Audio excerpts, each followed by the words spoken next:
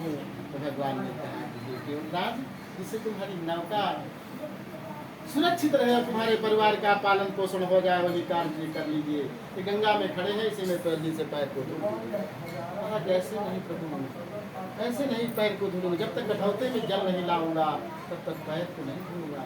क्योंकि जो उसमें सांस है कठौते में, जो रज लगा है उसमें जाकर समा जाएगा, तो जब तक उसको मैं धुलो हमारा उद्धार होता रहे। इसलिए कहा कि पान कठौता और जल भर लई आवा, अवधि आनंद उमगे अनुरागा, अरे चरण सरोज पखारान लागा।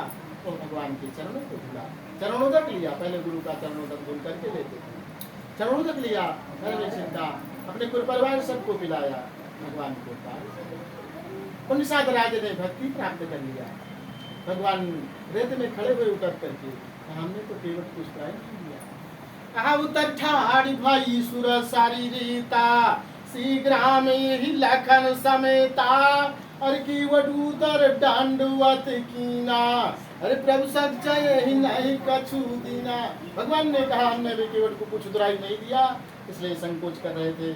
और स्त्री वही है जो पुरुष के मन को जान ले, सभी स्त्रियां हैं, लेकिन उनकी जो तो अनुसुईया के समान, वशिष्ठ की पत्नी रुदंती के समान, विश्वामित्र ऋषियों की पत्नी, ये समय से सती थी कि भगवान मन को वैदेही माता, किशोरी की राधिका माता सभी जानने वाली थी। और भगवान के मन को जान लिया कि भगवान को कुछ चाहिए देने के लिए, तो तुरंत अपनी अंगुली से अंगूठी उतारा और कहा कि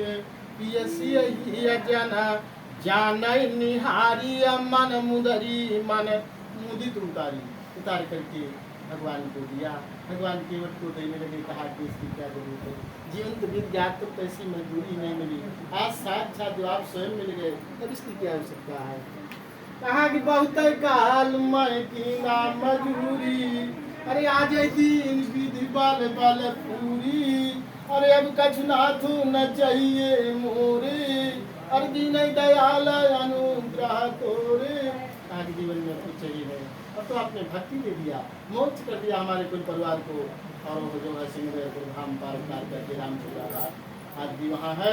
वहाँ पंचमुखी हनुमान, सातमुखी हनुमान, नवमुखी हनुमान, 12मुखी हनुमान वहाँ विराजमान है।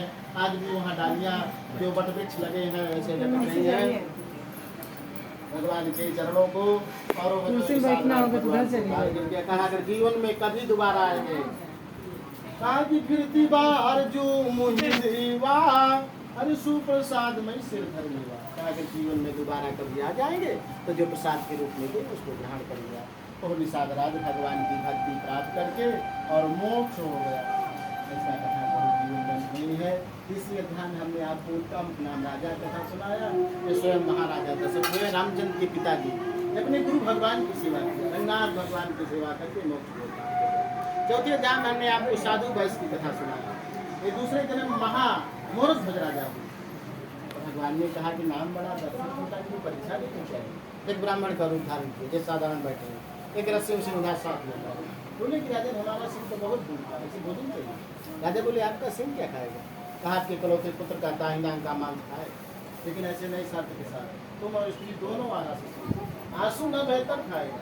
राजा ने कहा कि ठीक है प्रभु, जैसे आप मान चाहते मैं देने के लिए तैयार हूँ, लेकिन आज इस तरीके से मैं लड़की की भाई भगवान ने कहा हमारा सिंह नहीं खाएगा। लड़की को बड़ा कष्ट हुआ, यहाँ क्यों नहीं खाएगा, खाना तो दाहिना अंग है, आंसू बांध से आया, इसमें कोई दोष है, पतित है, कारण है। कहा कि दाहिना अंग को शेर खा ले, लेकिन बाएं कौन खाए, इसे कष्ट के कारण भगवान बहुत राजा को वरदान दिया। अभी हमने आपको 5वें अध्याय में तुम लोग राम राजा कथा सुनाया। ये दूसरे जन्म में मनु भगवान की संपूर्ण भागवत की कथा सुनकर रसगंध पुराण रेवा खंडे सत्यनारायण व्रत कथायाम पंचम बार प्रेम से वृंदावन बिहारी लाल की जय। भगवान की कथा तो अनंत है, इसका कोई अंत नहीं है।